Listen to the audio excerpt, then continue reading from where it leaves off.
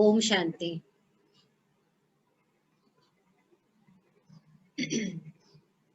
इस 5 दिवसीय राजयोग शिविर के दूसरे दिन में आप सभी का हार्दिक स्वागत है, स्वागत है, स्वागत है।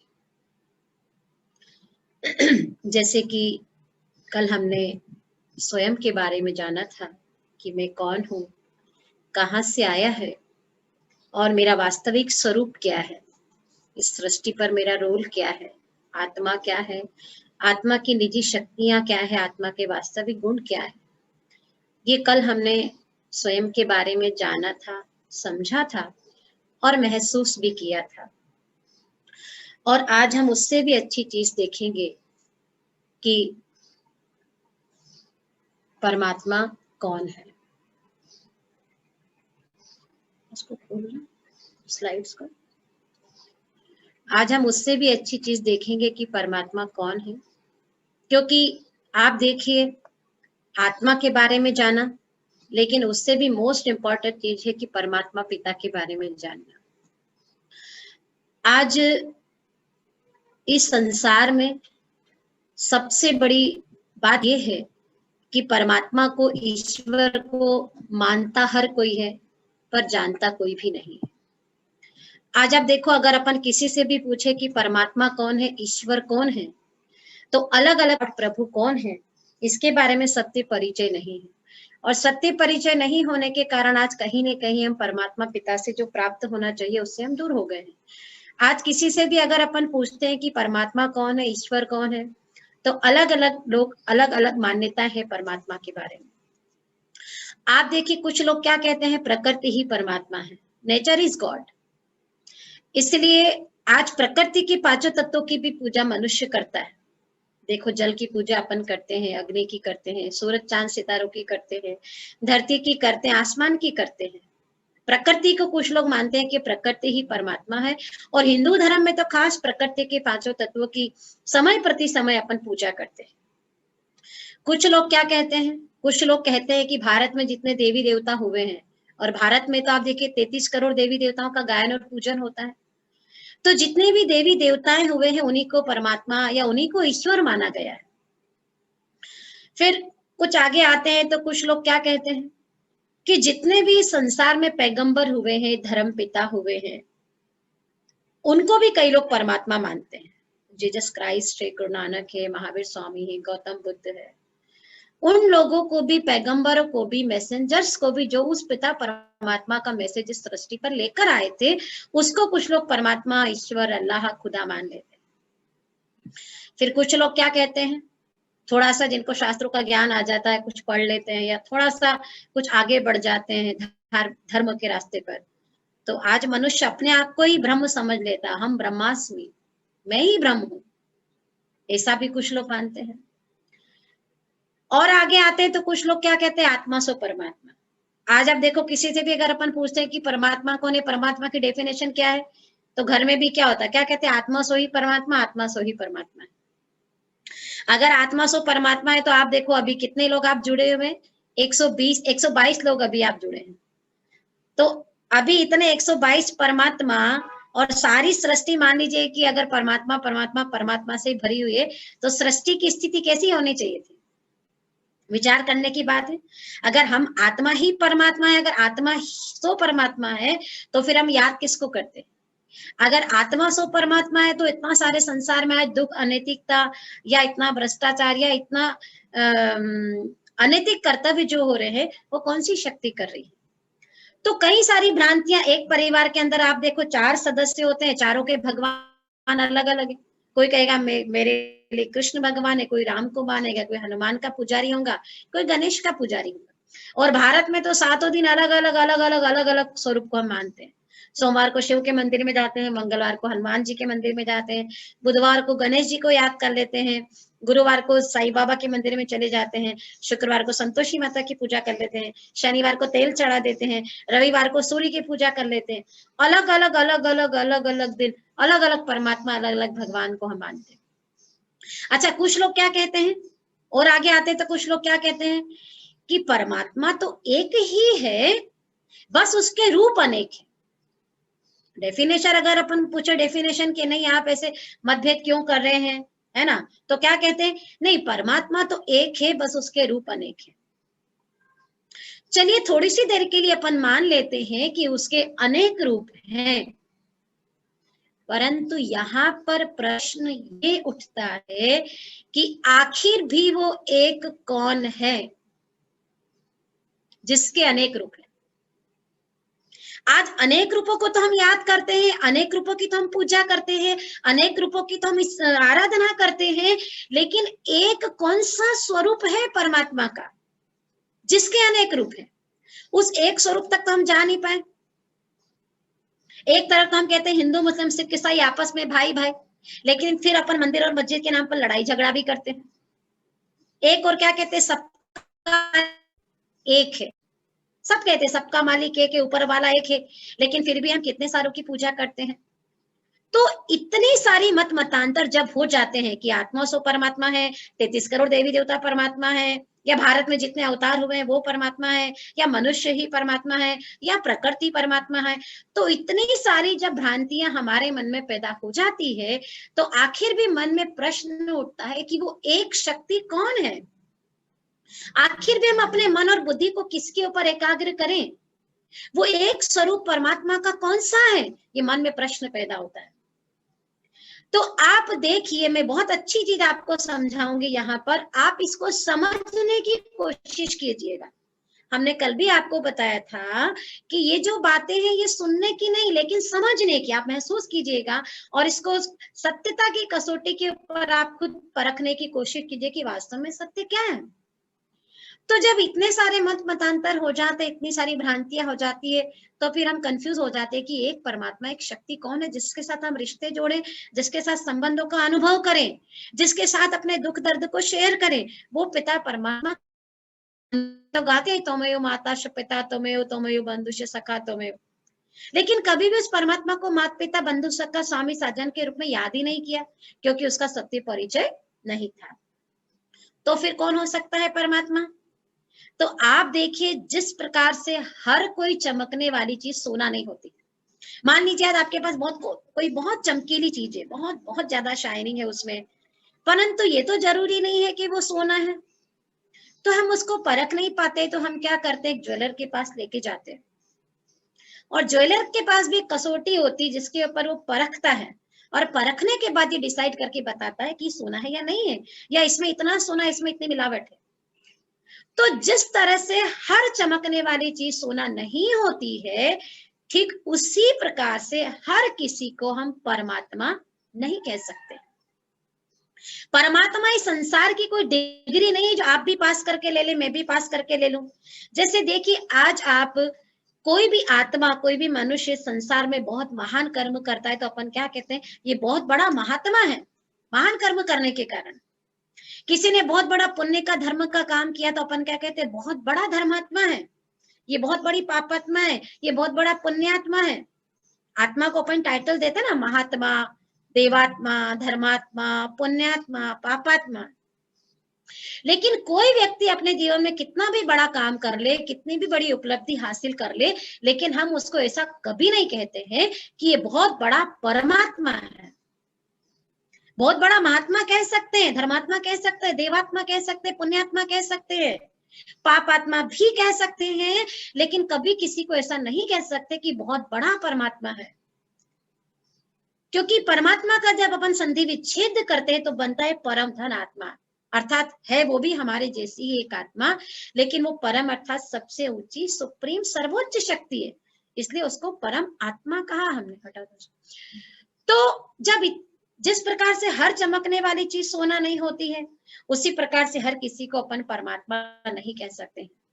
तो सोने को परखने के लिए भी सुनार के पास में कसौटी होती है, उसी प्रकार से ठीक मैं आपके सामने 5 कसौटियां रखूंगी, और आप खुद इसके ऊपर जज करके देखिएगा कि इन 5 कसौटियों से जो खरा उतरता है उसी को हम परमात्मा या भगवान कह सकते हैं।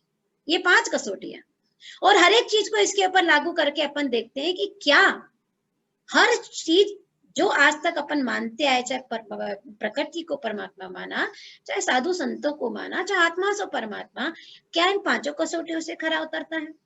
और नहीं उतरती अगर ये चीज पांचों कसौटियों से खरा, तो फिर वो कौन सी शक्ति है जो इन पांचों कसौटियों से खरा उतरेगी? तो सबसे पहली कसौटी ये है कि परमात्मा अर्थात कौन होगा? परमात्मा की सबसे पहली विशेषता ये है जो सर्व धर्म मान्य होगा। अर्थात परमात्मा वो होगा जिसको सारे धर्म की आत्माएं मान लेवे, जिसको सारे धर्म की आत्माएं स्वीकार कर लेवे। चार लोग मान रहे हैं और चार लोग किसी का विरोध कर रहे हैं तो वो परमात्मा नहीं हो सकता। उसकी सबसे पहली विशेषता ही ये होनी चाहिए कि जिसको सारे धर्म, सारी जाति, सारे संप्रदाय की आत्माएं स्वीकार करे, वो परमात्मा। पहली कसौटी, उसके ऊपर ये खरा उतरना चाहिए। दूसरी कसौटी कौन सी है? परमात्मा अर्थात जो सर्वोच्च होगा। सर्वोच्च का मतलब जो सबसे ऊंचा, जिसको जन्म देने वाली ना तो कोई उसकी मां हो सकती है, ना उसकी पालना करने वाला, उसको पालन करने वाला कोई उसका पिता हो सकता है, और ना उसको शिक्षा देने वाला कोई उसका टीचर या गुरु हो सकता है। सबसे ऊंचा। इसलिए परमात्मा के लिए क्या क्या कहते हैं? ऊंचा तेरा नाम, ऊंचा तेरा धाम, ऊंचा ही तेरा काम। सर्वोच्च, इस संसार की सर्वोच्च शक्ति होगी वो, जिसका स्वयं का कोई माता पिता नहीं होगा। देखो आज अपन जब बचपन से मंदिर में जाते थे भगवान के, तो छोटेपन से अपन एक स्कूलों में भी प्रार्थना गाते थे, भगवान के मंदिर में जाते थे तो भी यही प्रार्थना गाते थे। क्या गाते थे? त्वमेव माता पिता त्वमेव बंधु सखा त्वमेव। हम हमेशा गाते थे कि तुम मात पिता, हम बालक तेरे, तुम्हारी कृपा से सुख घनेरे।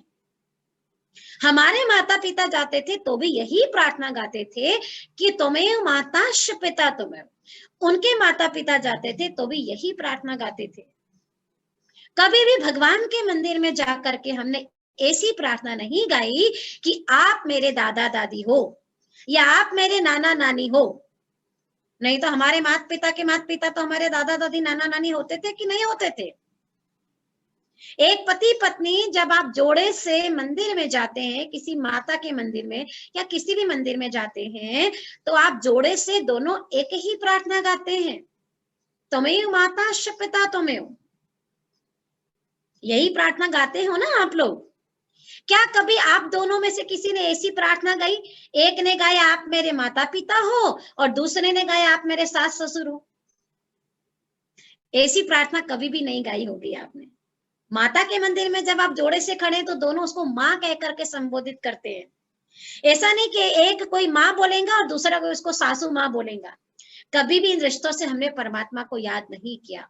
तुम्हें माता पिता तुम्हें, किसी ने उसको गॉड फादर का, किसी ने उसको अल्लाह मियाँ कहा। कहने का मतलब क्या है कि परमात्मा अर्थात सबसे ऊंचा, जिससे ऊंची न माँ हो, न पिता हो, न टीचर हो, न गुरु, उसी को परमात्मा कह सकते हैं। तीसरी विशेषता परमात्मा या ईश्वर अपन किसको कहेंगे? जो सर्वज्ञ होगा। सर्वज्ञ का मतलब क्या? जो इस सारे सृष्टि चक्र का आदि मध्य अंत का ज्ञान जिसके पास होगा, सारे सृष्टि चक्र का, जो हमारे और आपके अगले पिछले सारे जन्मों का ज्ञान जिसके पास हो, उसको हम परमात्मा कह सकते हैं। यही कारण है कि जब हमारे जीवन में कोई ऐसी बात आती है, बहुत ज्यादा कोई संकट आ जाता है, कोई परेशानी आती है, कोई प्रॉब्लम आती है, तो हमारे मन से नेचुरल क्या निकलता है कि ऊपर वाला जाने। हम ऐसा कभी नहीं कहते हैं कि नीचे वाला जाने या मेरे आपके अंदर जो बैठा है वो जाने, ऊपर वाला जाने। सर्वज्ञ अर्थात जो इस सृष्टि के आदि मध्य अंत का ज्ञाता, उसको कहेंगे सर्वज्ञ। चौथी निशानी परमात्मा अर्थात जो सर्व परे, बहुत सारी बातों से परे अर्थात डिटैच होगा, न्यारा होगा। कौन कौन सी बातों से? अनंत बातों से। जिन बातों के चक्कर में हम मनुष्य आत्माएं आती हैं, उन सारी बातों से वो न्यारा होगा। वो सुख दुख से न्यारा, लाभ हानि से न्यारा, निंदा स्तुति से न्यारा, कर्म बंधन से न्यारा, और सबसे बड़ी बात जो जन्म और मृत्यु से न्यारा होगा। और इसके लिए परमात्मा ने स्वयं गीता के अंदर अपना परिचय दे रखा है कि हे अर्जुन, आप उसको ध्यान से सुनिएगा कि गीता में परमात्मा ने अपना क्या परिचय दिया है। परमात्मा ने कहा है कि हे अर्जुन, मैं जो हूं, जैसा हूं, मुझे मेरे वास्तविक स्वरूप में इस संसार में कोटों में कोई और कोई में कोई जानता है, और जान करके मुझे प्राप्त करता है। और जो मुझे जान लेता है वो मेरे सुनाए ज्ञान को बड़े प्यार से सुनता है। मूढ़मती लोग उसकी हंसी उड़ाते हैं। और परमात्मा ने आगे क्या परिचय दिया? परमात्मा ने कहा कि हे अर्जुन, मेरा जन्म तुम्हारे जैसे नहीं होता है। मैं गर्भ से कभी जन्म नहीं लेता हूं, मैं अजन्मा हूं, मैं अव्यक्त स्वरूप हूं। मेरा तुम्हारे जैसा व्यक्त स्वरूप नहीं है, और तुम्हारे जैसा व्यक्त स्वरूप नहीं होने के कारण इन आंखों से तुम मेरा वो स्वरूप नहीं देख सकते हो। मैं तो स्वयं धर्मग्लानि के समय पर अपनी योग माया से प्रकृति को वश करके प्रकट होता, और साधारण स्वरूप होने के कारण मूढ़मती लोग मुझे नहीं पहचानते हैं, और जो मैं ज्ञान सुनाता उसको हंसी उड़ाते हैं।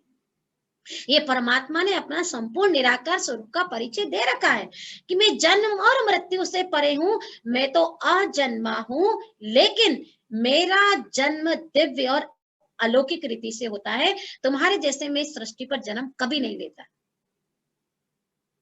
तो जिसका गर्भ से जन्म हो, जो हमारे जैसे मृत्यु और जन्म कर्म बंधन हिसाब किताब के चक्कर में आता हो, वो महात्मा, देवात्मा, धर्मात्मा हो सकता है, परमात्मा कभी नहीं हो सकता। ये चौथी कसौटी, उसी को हम परमात्मा कहेंगे। पांचवी कसौटी परमात्मा ईश्वर किसको कहेंगे? पांचवी कसौटी है जो सर्व गुणों में अनंत होगा, जिसके गुणों की कोई लिमिट नहीं है। इसलिए परमात्मा के गुणों की तुलना हमने हमेशा किससे की है? सागर से। वो प्यार का सागर है, शांति का सागर है, सुख का सागर है, दुख हटता सुख करता है, जीवन नया को पार लगाने वाला है, मुक्ति जीवन मुक्ति का दाता है। अनंत उस परमात्मा पिता की महिमा हमने गाई है, जिस परमात्मा के लिए ही कहा गया है कि सारी धरती को अगर कागज बनाओ, और सारे जंगल को अगर कलम बनाओ, और सारे सागर को अगर स्याही बना करके स्वयं विद्या की देवी सरस्वती भी बैठ करके अगर परमात्मा की महिमा करे, तो उसको वो लिख नहीं सकती, वर्णित नहीं कर सकती है। उस परमात्मा के गुणों की ही महिमा सागर से की गई। ये पांच कसौटियां, जो सर्वधर्म मान्य होगा, सर्वोच्च होगा, सर्वज्ञ होगा, सर्वोपरे होगा, और सर्व गुणों में अनंत होगा। ये पांच कसौटियां हैं। इन पांच कसौटियों के ऊपर अपन हर एक चीज को लगा करके देखते हैं। सबसे पहले जो लोग कहते हैं कि नेचर इज गॉड, प्रकृति ही परमात्मा है, तो आप देखो प्रकृति को सारे धर्म के लोगों ने पूजा नहीं किया है, सर्वधर्म मान्य नहीं है प्रकृति। हाँ, हिंदू धर्म के लोग अपन पूजते हैं, झाड़ पेड़ की पूजा करते हैं, नदी तालाब की करते हैं, है ना, और इधर से सूर्य को लोटी चढ़ाते हैं, चंद्रमा की पूजा करते हैं, पृथ्वी धरती माँ की पूजा करते हैं, आसमान की पूजा करते हैं, सबकी पूजा करते हैं। हिंदू धर्म के लोग प्रकृति को परमात्मा मानते हैं, लेकिन सारे धर्म के लोगों ने प्रकृति को परमात्मा नहीं माना है।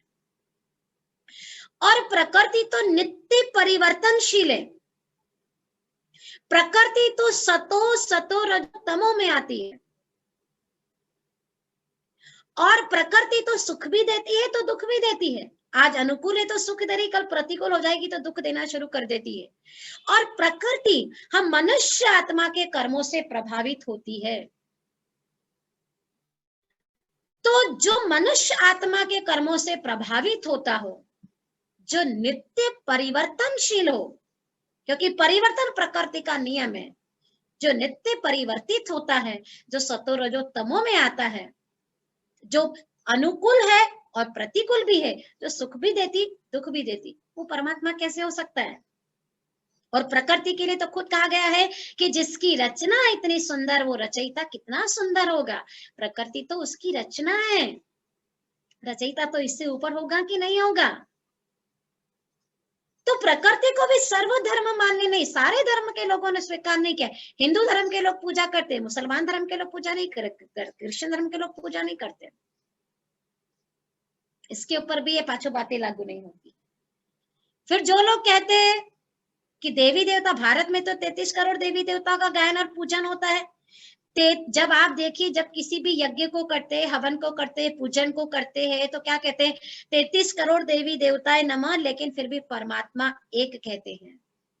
33 करोड़ देवी देवताओं ने मिलकर के उस परम शक्ति की पूजा करिए, उस परम शक्ति को याद किया है। इनको भी सर्वधर्म मान्य सर्वोच्च नहीं कहेंगे। और आगे आते हैं अपन, इनका तो जन्म मृत्यु बताया है।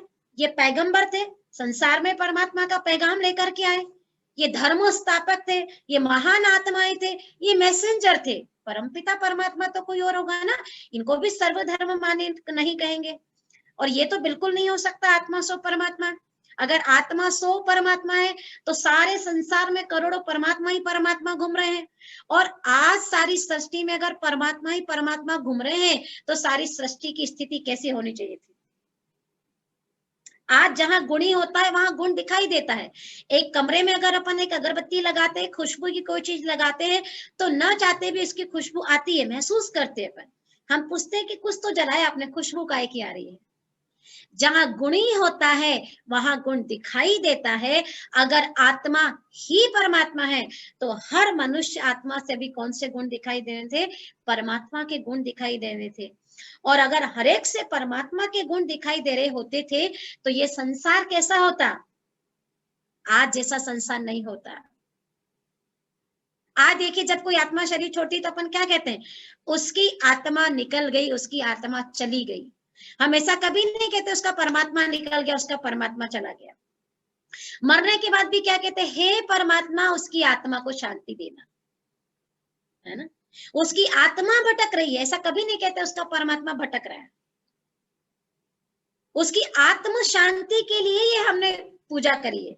ऐसा थोड़ी ना कहते हैं कि उसकी परमात्मा शांति के लिए पूजा करी है। तो हे परमात्मा, उसकी आत्मा को शांति दे। आत्मा निकल गई, आत्मा चली गई, आत्मा भटक रही, उसकी आत्मा बड़ी दुखी है, उसकी आत्मा बड़ी सुखी है। आत्मा का गायन है, परमात्मा का गायन नहीं है। फिर हम कैसे कह सकते हैं आत्मा ही परमात्मा है? आत्मा अलग है और परम पिता परमात्मा अलग है। तो फिर इन 5 कसौटियों से खराब कौन उतरता है? कोई देहधारी तो उतर नहीं सकता, जन्म मृत्यु में आने वाला। प्रकृति हो नहीं सकती है, 33 करोड़ देवी देवता हो नहीं सकते हैं। इन 5 कसौटियों से खराब एक ही शक्ति उतरती है, वो है स्वयं निराकार परम पिता परमात्मा शिव। वो परमात्मा जिस प्रकार से आत्मा का रूप अति सूक्ष्म ज्योति बिंदु स्वरूप है, ठीक उसी प्रकार से परमात्मा पिता का स्वरूप भी अति सूक्ष्म ज्योति बिंदु स्वरूप है। परमात्मा का मतलब कोई साइज, आकृति, रंग रूप में बड़ा नहीं है। वो हमारे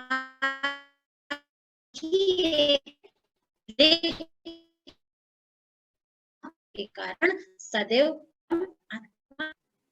और वो परमात्मा शिव जिनका रूप अति सूक्ष्म ज्योति बिंदु है, शिव का मतलब ही होता है निराकार, कल्याणकारी और बीज रूप। जिस प्रकार से आप लोगों के अपने नाम के अपने अपने अर्थ होंगे, किसी का नाम क्या है, किसी का नाम क्या है, तो हर एक के नाम के अपने अपने मीनिंग होते हैं, अर्थ होते हैं। उसी प्रकार से शिव का अर्थ होता है कल्याणकारी, निराकार, बीज रूप। कल्याणकारी का मतलब ही यह है कि वो परमात्मा कभी भी किसी के कल्याण के बारे में सोच ही नहीं सकता। तो ये जो 5 निशानियां, इन 5 कसौटियों से एक निराकार परमपिता परमात्मा शिव कैसे खरा उतरता है, अपन देखते हैं आगे। तो आप देखिए, वो जो परमात्मा जो रूप में अति सूक्ष्म ज्योति बिंदु है, लेकिन गुणों में सिंधु अर्थात सागर के समान है, उस परम पिता परमात्मा को सारे धर्म के लोगों ने स्वीकार किया है। सबसे पहले हिंदू धर्म की बात आती है। हिंदू धर्म के लोगों ने क्या किया? ज्योतिर्लिंग बना करके पूजा करा। ज्योति बिंदु का प्रतीक हमने ज्योतिर्लिंग बनाया। और परमात्मा शिव को रामेश्वर कहते हैं। रामेश्वर अर्थात राम के भी ईश्वर। इसलिए कहते हैं कि रामेश्वरम में स्वयं राम जी ने भी परमात्मा शिव की प्रतिमा को स्थापन करके उनकी पूजा करी। रामेश्वर अर्थात राम के भी ईश्वर। और वैसे भी राम को क्या कहा गया है? मर्यादा पुरुषोत्तम। पुरुष का मतलब यहाँ पर कोई मेल फीमेल की बात नहीं, पुरुष अर्थात आत्मा। हम पुरुष हैं और वो पुरुषों में उत्तम थे। क्यों पुरुषों में उत्तम थे? क्योंकि मर्यादा में रहे। तो स्वयं मर्यादा पुरुषोत्तम राम ने भी रामेश्वरम में शिवलिंग की या ज्योतिर्लिंग की स्थापना करके परमात्मा शिव की पूजा करी है। राम जी ने शिव की पूजा करी, इसका मतलब परमात्मा शिव राम से ऊंचे, तभी तो उन्होंने पूजा करी है ना। तो ज्योति बिंदु का प्रतीक हिंदू धर्म के लोगों ने ज्योतिर्लिंगम के रूप में पूजा। ज्योतिर्लिंग, ज्योति का मतलब होता है प्रकाश और लिंग ये संस्कृत का शब्द है। लिंग का मतलब होता है सिंबॉलिक, प्रतीक चिन्ह। ज्योति बिंदु का प्रतीक हमने ज्योतिर्लिंग बनाया। और आप देखिए इस प्रतिमा को हमेशा हम या तो शिवलिंग कहते हैं या ज्योतिर्लिंग कहते हैं। कभी भी शंकर लिंग के नाम से आपने इसकी पूजा नहीं करी। ज्योतिर्लिंग, क्योंकि परमात्मा ज्योति स्वरूप है। तो हिंदू धर्म के लोग भी स्वीकार करते हैं कि परमात्मा ज्योति स्वरूप है। और आगे आते हैं अपन, गुरु नानक साहब ने क्या कहा? इन्होंने यही कहा, एक ओंकार निराकार। परमात्मा निराकार है, ज्योति स्वरूप है।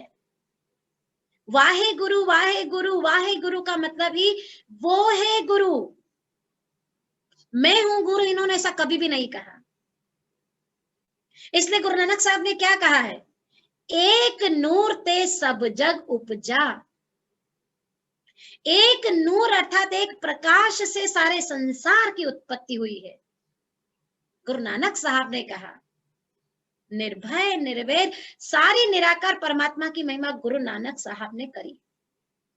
एक ओंकार सप्तनाम वाहे गुरु, निर्भय निर्वैर सारी परमात्मा जो निराकार है, जो सर्वशक्तिमान है, उस सर्वशक्तिवान निराकार परमात्मा की महिमा गुरु नानक साहब ने करी है।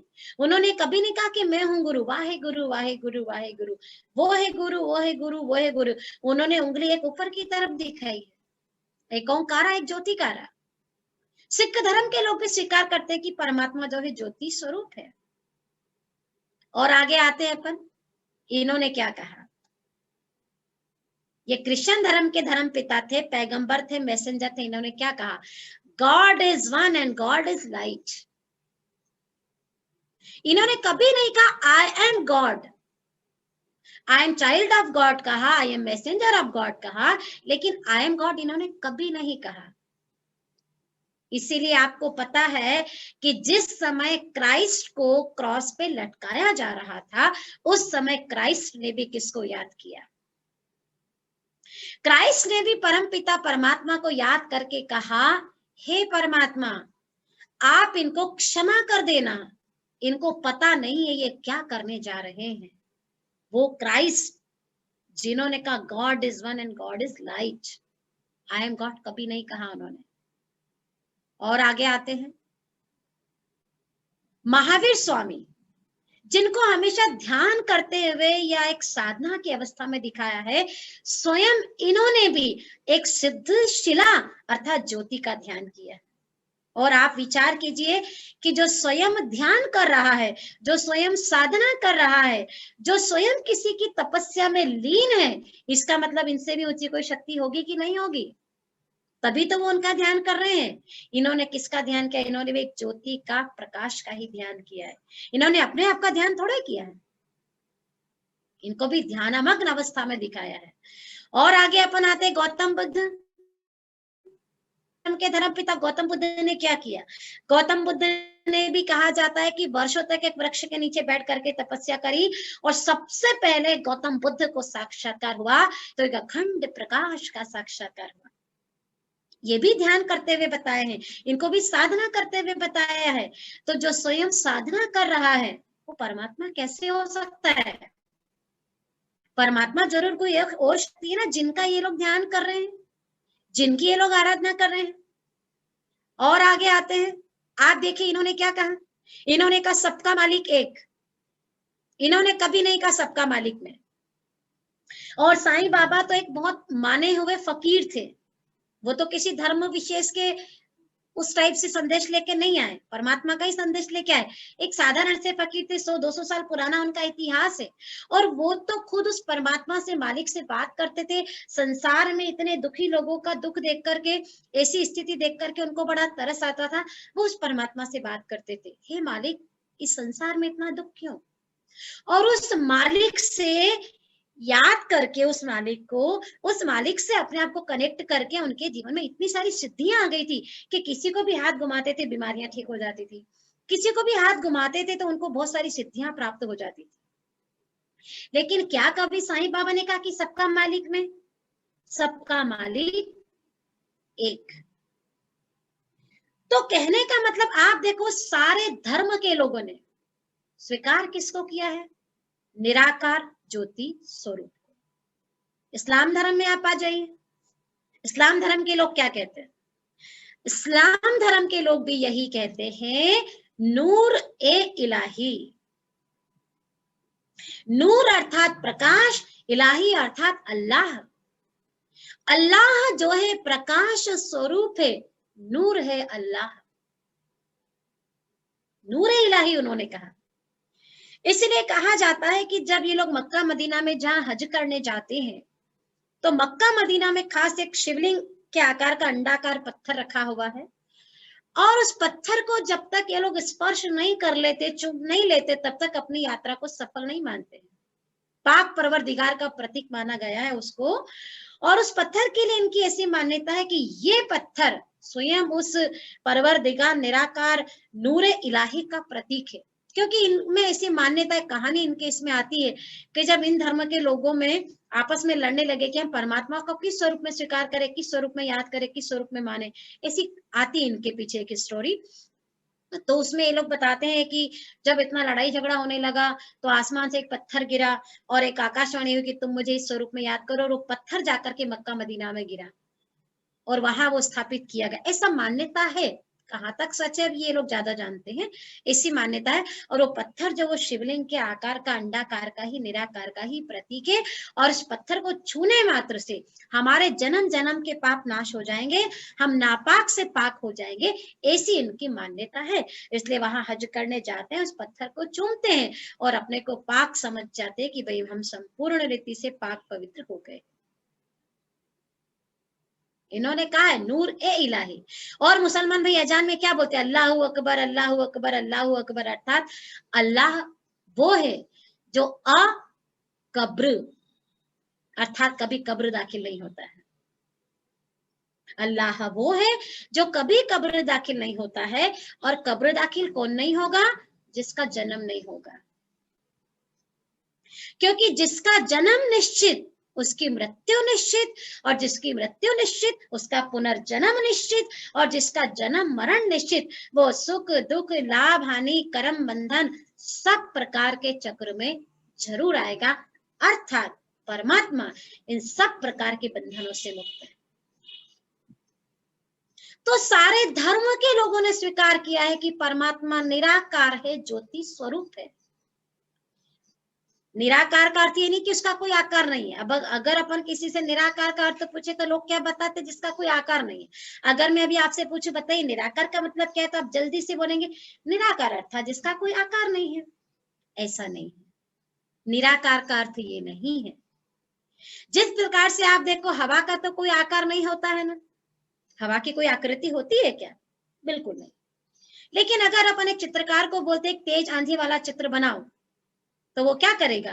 अपने ड्राइंग में, अपने चित्र में बहुत तेज आंधी, तेज हवा दिखा सकता है, जिसको चित्र को देख करके अपन समझ जाएंगे कि बहुत तेज हवा चल रही है। साइलेंस की हवा भी वो दिखा सकता है। तो जब हवा को भी आकार दिया जा सकता है, तो इतनी बड़ी सारी सृष्टि को चलाने वाला, इतनी बड़ी सारी सृष्टि का रचयिता, क्या उसका आकार नहीं होगा? आकार तो है, पर हमारे जैसा ये साकार शरीर, हड्डी मांस के पुतले वाला आकार उसके पास नहीं है। हम आत्माएं भी तो निराकार है ना, परंतु हम आत्मा गर्भ में जाती है, शरीर धारण करके, चोला धारण करके निराकार से साकार बन जाती है, और वो परमात्मा पिता अजन्मा होने के कारण, देह रहित होने के कारण परमानेंट निराकार है। बाकी निराकार का मतलब ये नहीं कि जिसका कोई आकार नहीं है, साकार की तुलना में वो निराकार है। तो कहने का मतलब सारे धर्म के लोगों ने स्वीकार किया है कि परमात्मा ज्योति स्वरूप है। अब क्या हुआ, एक कहानी सुनाती हूँ आपको, बड़ी अच्छी समझ में आएगी। कुछ नेत्रहीन बच्चे थे, तो एक दिन नेत्रहीन बच्चों ने अपने टीचर को कहा कि टीचर ने पूछा उन बच्चों से कि बताओ बच्चों, हाथी कैसे होता है। नेत्रहीन थे, वो दिखाई तो नहीं देता था उनको। तो टीचर ने पूछा कि बताओ हाथी कैसे होता है। तो नेचुरल है, देखेंगे नहीं तो किसी हाथ से छू करके उसको देखेंगे कि कैसे होता है, किसी चीज को स्पर्श करके। तो टीचर उनको हाथी के पास लेके जाता है। तो उसमें से कोई बच्चा हाथी का पूंछ पकड़ता है, कोई पैर पकड़ता है, कोई सूंड पकड़ता है, कोई पीठ पकड़ता है, कोई कान पकड़ता है, ऐसे छूते हैं हाथी को। छूने के बाद टीचर ने बच्चा बताया कि पूछा कि बताओ हाथी कैसा होता है। तो जिस बच्चे ने पैर पकड़ा, पैर को छुआ, उसने कहा टीचर हाथी तो खंबे के जैसा होता है। सूंड पकड़ने वाले ने कहा नहीं नहीं टीचर, हाथी तो सांप के जैसा होता है। पूंछ पकड़ने वाले ने कहा नहीं टीचर, हाथी तो रस्से के जैसा होता है। किसी ने कहा दीवार के जैसा होता है, किसी ने कहा सूपे के जैसा होता है। अलग अलग हाथी की उन्होंने कल्पना, हाथी का चित्र बताया कि हाथी ऐसे होता है। ऐसा क्यों कहा? क्योंकि आंखें नहीं थी। क्योंकि हाथी तो सांप खंबा रस्सा तो था ही नहीं, हाथी तो कुछ और ही था। पर अलग अलग उन्होंने नाम बताया कि हाथी ऐसा था, ऐसा था, ऐसा था।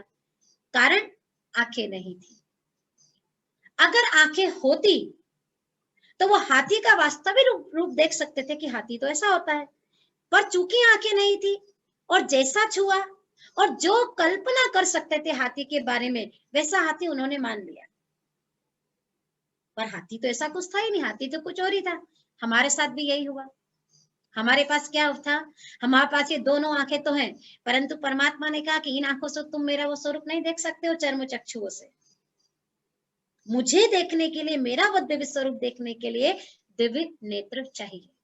ज्ञान का नेत्र, विवेक का नेत्र, बुद्धि का नेत्र, वो नेत्र से ही तुम मेरा वो वाला स्वरूप देख सकते हो। इन चर्म चक्षुओं से, साधारण आंखों से तुम मेरा वो स्वरूप नहीं देख सकते।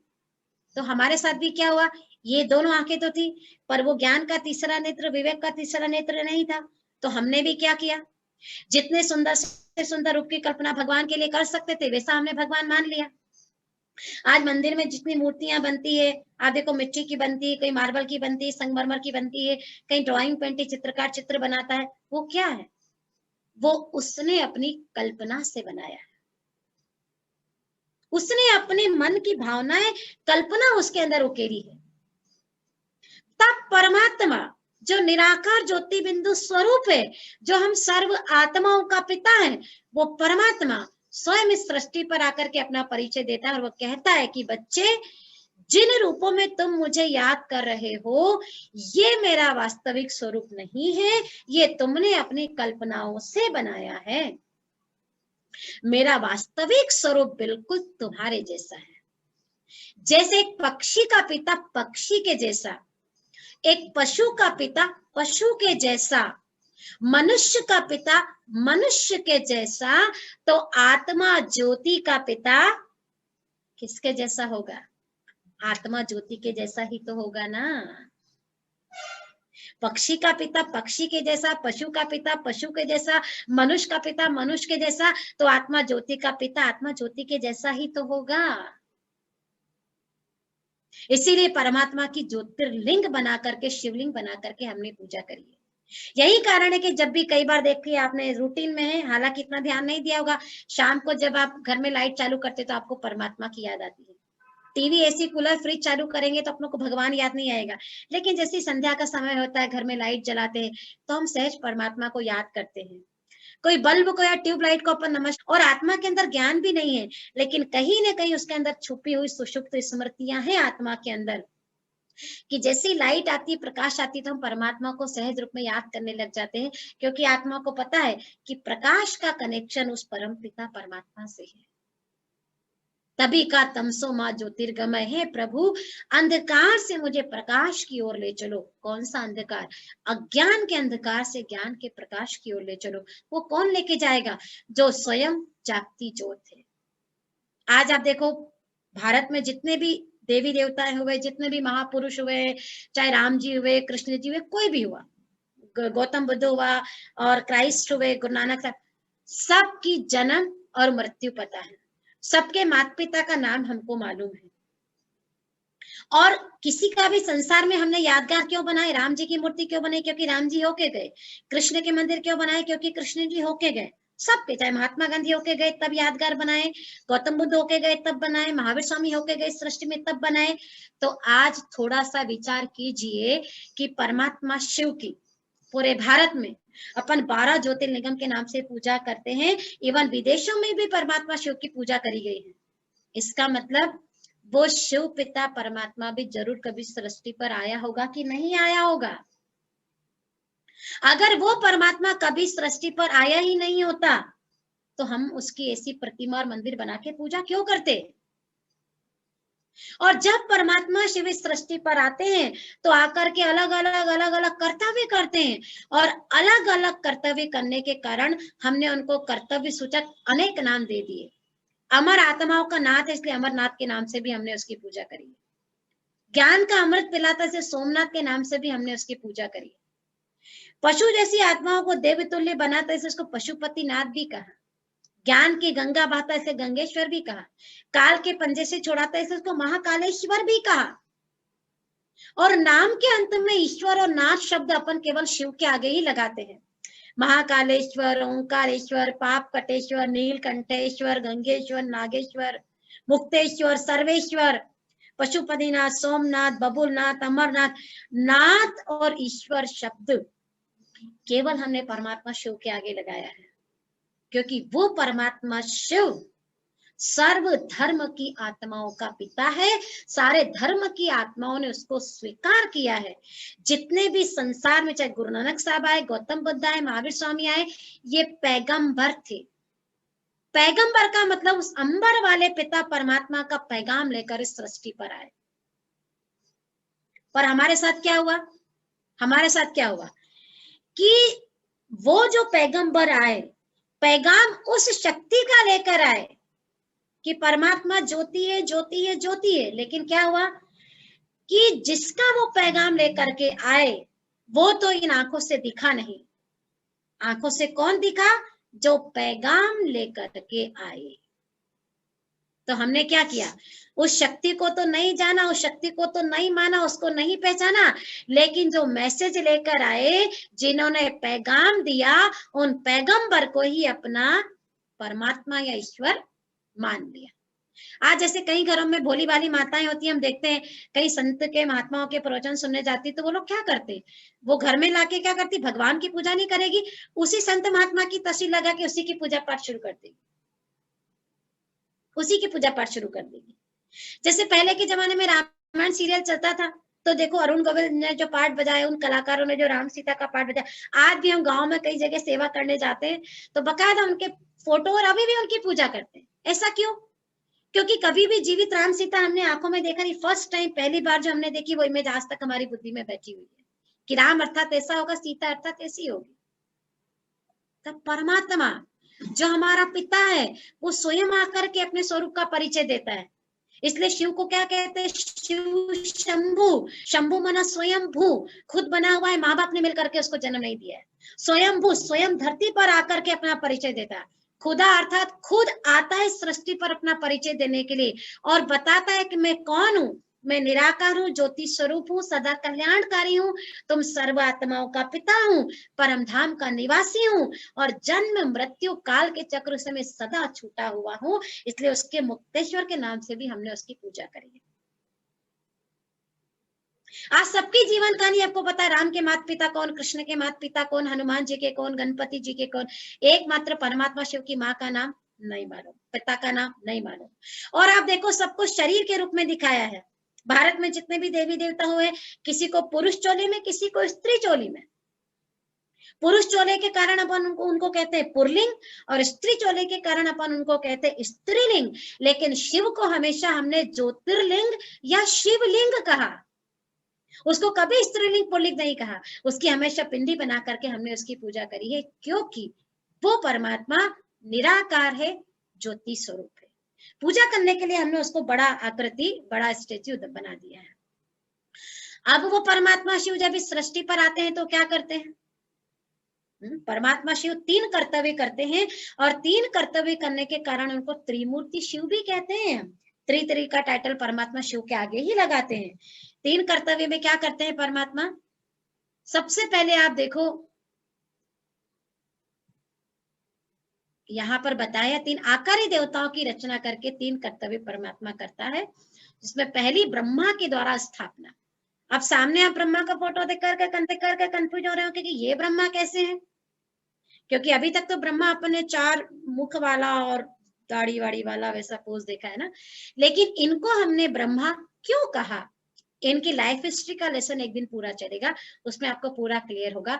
क्योंकि ब्रह्मा एक कर्तव्य का नाम है। ब्रह्मा कोई शरीर का, मनुष्य का नाम नहीं है, ब्रह्मा एक कर्तव्य का नाम है। और वो परमात्मा शिव ने वो कर्तव्य जिसके द्वारा किया, उस कर्तव्य के निमित्त जिसको बनाया, उसको कहा ब्रह्मा। तो ब्रह्मा के द्वारा नई सृष्टि की स्थापना का कार्य परमात्मा करता है, शंकर के द्वारा विनाश करवाता है, और विष्णु के द्वारा नई दुनिया की पालना। स्थापना, विनाश और पालना कैसे करवाएगा वो आगे के सेशन में अपन समझेंगे। अब कैसे करवाएगा परमात्मा स्थापना, विनाश और पालना? तो आप देखिए यहां पर बताया है, ये तीनों के बताया है कि ब्रह्मा के द्वारा स्थापना, तो ब्रह्मा का लेसन एक दिन हम आपका पूरा लेंगे। और शंकर के द्वारा विनाश, अर्थात कहते हैं ना, शंकर का तीसरा नेत्र खुल जाता तो विनाश हो जाता है। अब विनाश कैसे होगा और किस चीज का विनाश होगा वो आगे।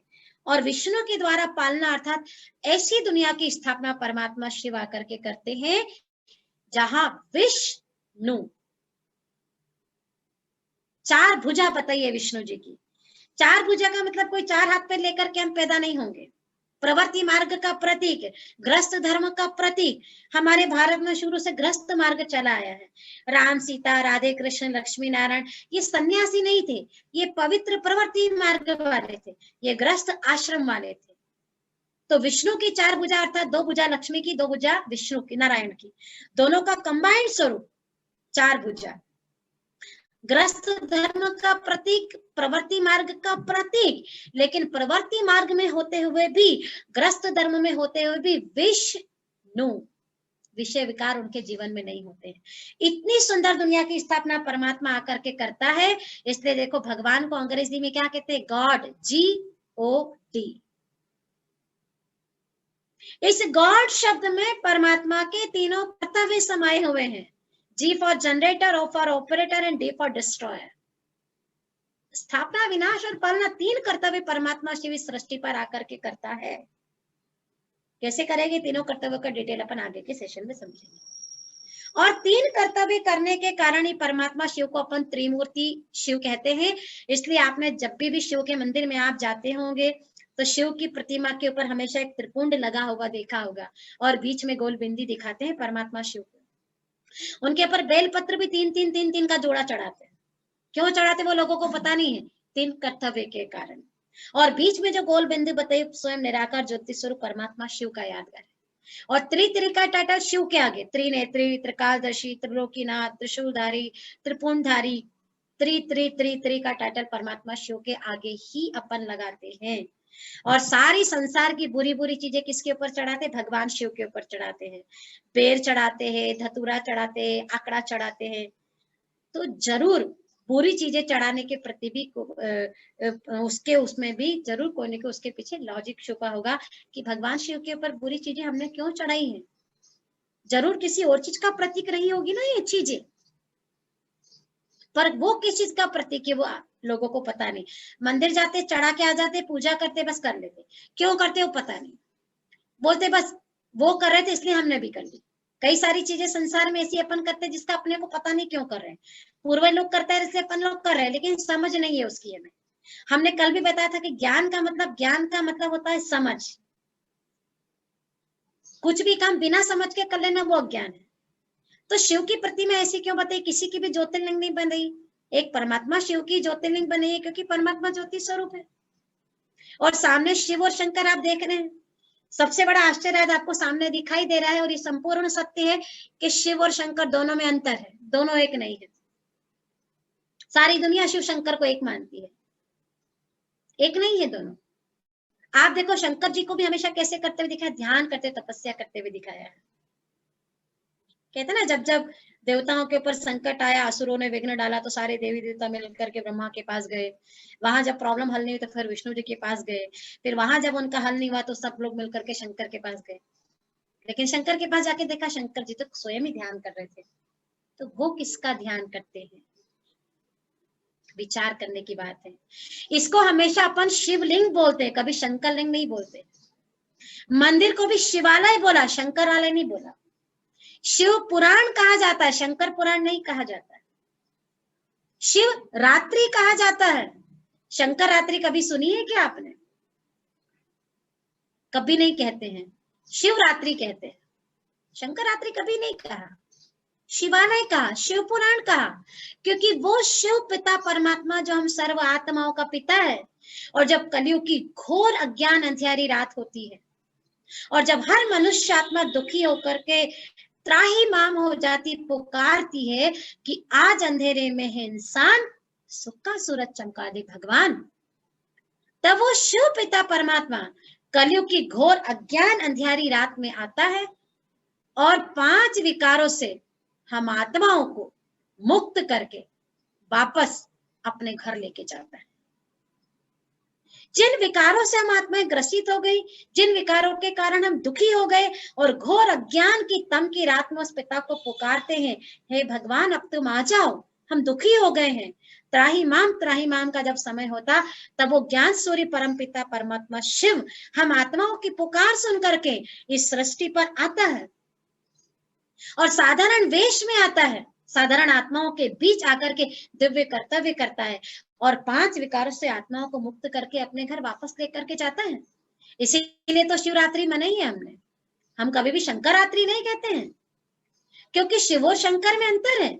आप देखो सामने प्रतिमा दिखाई है, शिव अर्थात कल्याणकारी, शंकर अर्थात विनाशकारी। इसलिए कहते हैं ना, शंकर का तीसरा नेत्र खुल जाता तो विनाश हो जाता है। शिव निराकार, शंकर आकारी। शिव परमात्मा ही नमः कहते हैं, शंकर को देवात्मा ही नमः कहते हैं। शिव को देवों का देव महादेव कहते हैं और शंकर तो देव है। शिव परमात्मा पिता रचयिता है, शंकर उनकी रचना है। इसलिए शंकर जी तो स्वयं परमात्मा शिव का ध्यान करते हुए बताया है उनको। और ब्रह्मा विष्णु शंकर तीनों को आपस में भाई बताया है। लेकिन भाई है तो पिता भी तो होगा ना, पर पिता नहीं मालूम उनको। आप किसी से भी पूछो, ब्रह्मा जी का पिता कौन नहीं मालूम, विष्णु जी का पिता नहीं मालूम, शंकर जी का पिता नहीं मालूम, क्योंकि तीनों को रचने वाला वो निराकार परमपिता परमात्मा शिव पिता ज्योति स्वरूप है। लेकिन शिव शंकर को भक्ति मार्ग वाले लोगों ने मिला दिया। शिव शंकर नहीं, शिव शंभु। शंभु अर्थात स्वयं वो खुद बना हुआ है, खुद प्रकट होता है, इस सृष्टि पर आता है साधारण स्वरूप में और अपना परिचय देता है। और भगवान अपना परिचय देता है कि बच्चे तुम पुजारी नहीं, तुम भिखारी नहीं, तुम मेरी संतान हो। और अगर हम परमात्मा की संतान नहीं होते तो मंदिर में क्यों गाया, तुम्हें माता पिता तुम्हें, बचपन से गाते आए, प्रार्थना गाई, लेकिन कभी भी भगवान को माता पिता के रूप में स्वीकार नहीं किया। परिचय नहीं था कि वो कहाँ रहता है, कौन है, क्या करता है। और परमात्मा वो भोलानाथ, वो शिव पिता जो हम सारे धर्म की आत्माओं का पिता है।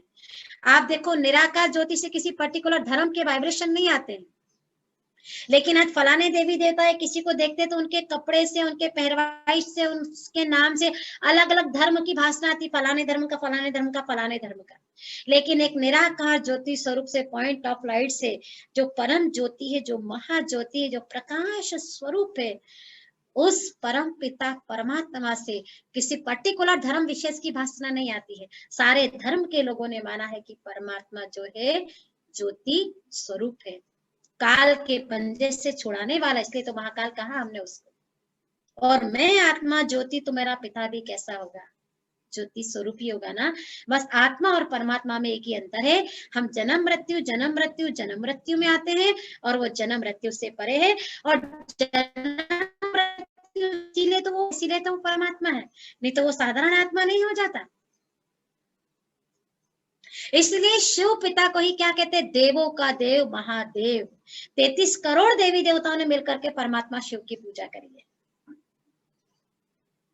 और परमात्मा रहने वाला कहाँ का है? परम धाम का। जो कल हमने अपना घर देखा था, सूरज चांद सितारों के पर एक लाल प्रकाश की दुनिया, वही का वो पिता परमात्मा रहने वाला है। जो हमने कल आपको घर बताया था कि जिस प्रकार से आत्मा का जहां लोक है, वहां ही तो परम पिता परमात्मा भी रहता है ना, क्योंकि हम भी निराकार है और हमारा पिता परमात्मा भी निराकार है। तो निराकार की संतान निराकार, और हमारा सबका घर भी एक ही है। उसी घर से हम आए हैं इस सृष्टि पर पाठ बजाने के लिए, और इस सृष्टि पर पाठ पूरा होते ही वापस हमको अपने पिता परमात्मा के पास ही जाना होगा। वही लेने के लिए ये हमारा घर है, उस ज्योति की संतान, हम ज्योति के जैसा। तो हम भगवान के बच्चे हैं।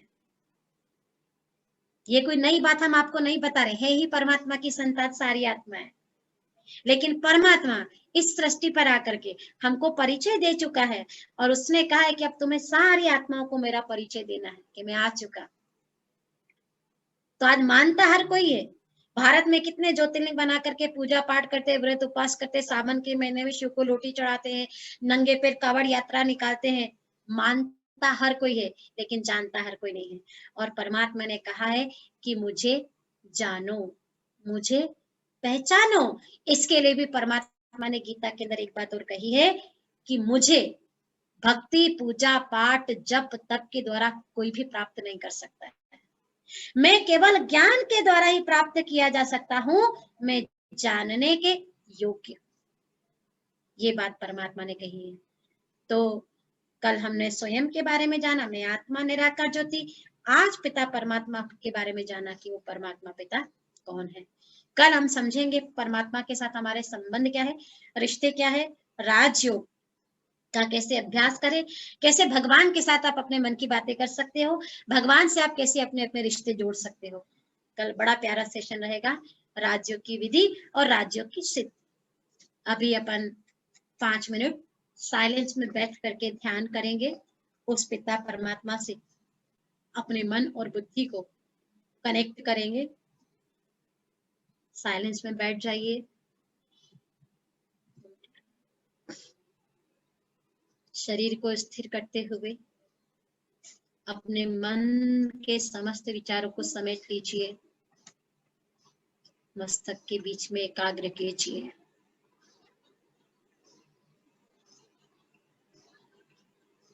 स्वयं को देह से न्यारा महसूस कीजिए।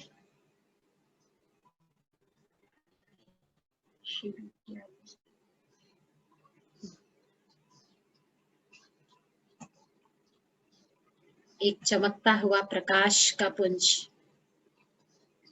अति सूक्ष्म ज्योति बिंदु में आत्मा